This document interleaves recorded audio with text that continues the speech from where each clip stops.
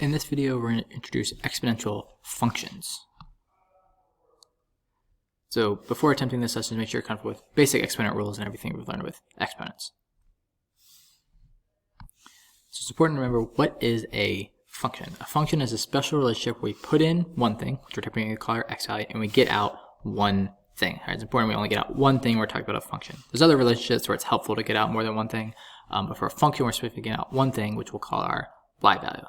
All right, now we're going to get a function where we have our exponentials involved.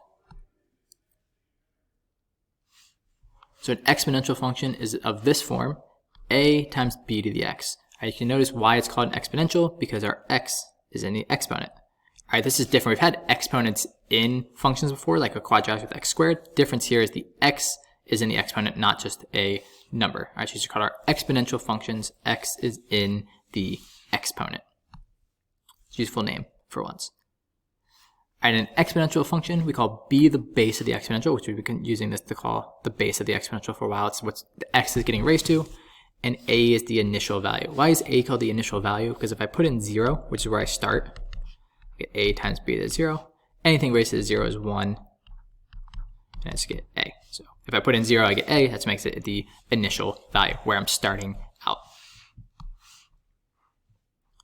All right, so I want to create a function with a base of 8 and an initial value of 23. We know all our exponentials have this form. We're going to put an 8 in for the base, 23 in for the initial value. Right, so that's my final answer, 23 times 8 raised to the x.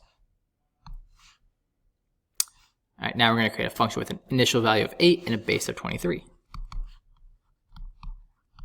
right, it seems like the same problem, but there's one small difference. Now my initial value is 8, and my base is 23. All right, so it's kind of the reverse of the other one, 8 times 23 to the x. All right, so here's one for you to try on your own. Create an exponential function with a base of 12 and an initial value of 33. All right, try that one. I'll show you the answer in 3, 2, 1. And not super complicated. Just make sure the base goes in the correct place with the x, and the initial value goes at the front.